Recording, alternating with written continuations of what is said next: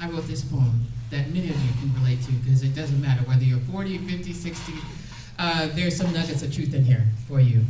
So at age 40, I will ride out my hot flashes and title them My Private Summers. All right. I will wear jeans and not be embarrassed that they're 2 sizes larger than last year and still don't fit unencumbered. All right. So what? All right. I will not be ashamed to witness a full frontal view of breasts whose posture is slack, or life's battle scars all over my body that protrude with disfiguring tracks. I will even admire the plumpness of lips, where my gray pubic hairs furiously attempt to outnumber the black. All right now. Step back as I enter a new dimension of my womanhood. At age 40, I will not be contained in the crippling boxes that people want to put me in because I'm black and a woman. I will show them that I am smart and sexy and fearless and unafraid, and I will not care if they don't notice. When I'm 40, I will dye my hair any color I please. I will get a piercing in my nostril as if I so desire. I will paint my nails in animal print and go fast the wrong way down a one-way street. All right now. I will shout hallelujah really loud in church if I am so moved by his spirit. And if I feel like the color purple today, Well. oh, I'm gonna wear that. All right. In all shades, with a big old floppy hat that sweeps down over one false eyelash clump with tons of mascara. Or not. At age 40, I will not be so quick to say I'm sorry when I'm not. I will stop and pick flowers on the side of the highway and go to romantic movies all by myself. And on weekends, I will parade around the house in sweats and a ripped up t-shirt and funky drawers I wore for the last 2 days. I will refuse to cook meals when I'm tired, or clean the toilet, or wash clothes, or sweep up droppings from my freshly clipped toenails. Because these things will take care of themselves. And even if they don't, I don't care, because I'm 40 and I'm just too busy to be concerned with trivial things that just don't matter. When I'm 40, I will not hide the fact that your breast stinks so you have lettuce stuck in your teeth. I will not hesitate to point out that what you just said, just now, does not quite match up with what you said the other day when you was all in love and wanted some of this. At age 40, I won't care if you like me, because it's all about me anyway. I am tired of false pretense and insincere pleasantries and practicing ways to get your attention while you ignore that I have needs I cannot even speak of, because it's too painful to say them out loud and know that it will not make any difference to you at all. I have reached a point where I refuse to squeeze out all of me just to fit you in. And if you don't know, you're about to find out that there's a freedom that comes with a woman turning 40 and being free to love herself without an audience or applause. And if you don't know, if life is a stage, then honey, those curtains are just gonna go unwashed too, because I'm 40. And I'm just too busy being me to be bothered.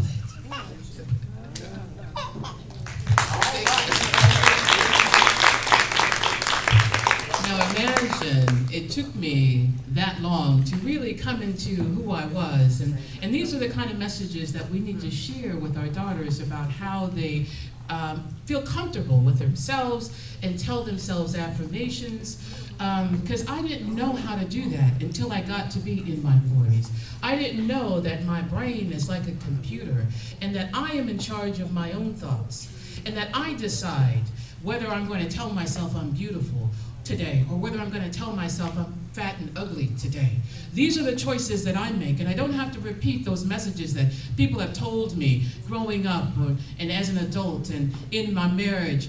I don't have to repeat those in my head. I'm in charge of what I say to myself. And we all know that our thoughts don't stop. And sometimes we can get ourselves all wound up in scenarios that haven't even happened yet. We can get ourselves all mad and all sad But we're in charge of that, and we can stop that, and we decide what we tell ourselves. And what we tell ourselves when we look in the mirror every day as we're getting ready, we need to tell ourselves, you are beautiful, and I love you just the way that you are. No matter what scars that we all carry around, because we do carry around scars, we just hide them and dress them up a little bit. And I encourage you today to talk to your daughters about some of those scars, because they need to know that we are human and we are women, and we sometimes don't always make the right decisions, and that they will go through some of this when they have their own daughters. But they need to know we're human and we have vulnerabilities. So in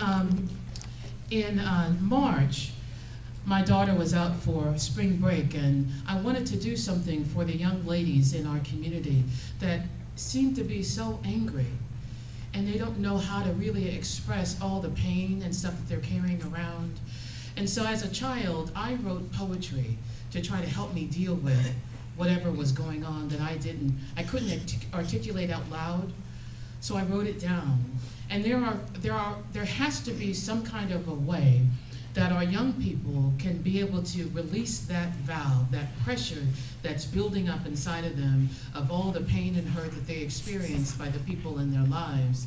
And so through journaling and through poetry, maybe it's through art, and maybe it's through dance, but we've got to encourage our daughters to try to find some expression to get all that pain that we all experience and release it and be able to heal from that.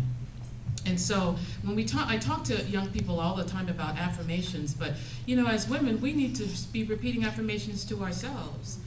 And so during the spring break conference, I called it The Power of Me, and every morning we had this mantra that said, I am beautiful, I am successful, I am a leader, and I am loved. Say it with me. I am beautiful. I am beautiful. I am successful. I am successful. I am a leader. I am a leader. And I am loved. And I am loved. And just imagine every day, if you say that to yourself a couple times a day, how are you going to feel? Beautiful. Absolutely, you're going to feel. And so our daughters need to know this. They need to know affirmations and to repeat them every day, and it's a practice kind of thing. Because for 30 years, I waited for permission to be seen. As if my sensitivity wasn't enough to convince others to be kind, considerate, and not mean.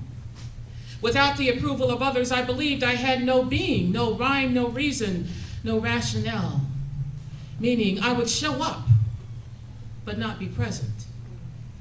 Right outfit, right hairdo, right name tag, but lacking my voice, my spirit, my essence. The 9th letter in the alphabet was like a foreign word. Couldn't even spell it. Couldn't define it, couldn't embody it, couldn't relate to it, couldn't feel it. So for years I remained a silent, shy, clumsy, insecure, average-looking girl with broad shoulders and a gap-toothed smile, all the while fading into the background without a sound, who walked with her head down, because speaking to strangers made me nervous. So I waited for pats on my back to shape my form and my purpose. I stayed invisible, even to myself. My mirrors in my sad and lonely existence couldn't help but reflect someone I didn't even know. I could touch me but not feel me. I could observe me but not recognize me. I could listen but not hear me crying out, see me, see me, see me, I am here. I was but an echo of myself, an imitation wrapped in internalized oppression. So I bleached my skin and told myself I was just trying to hide the blemishes.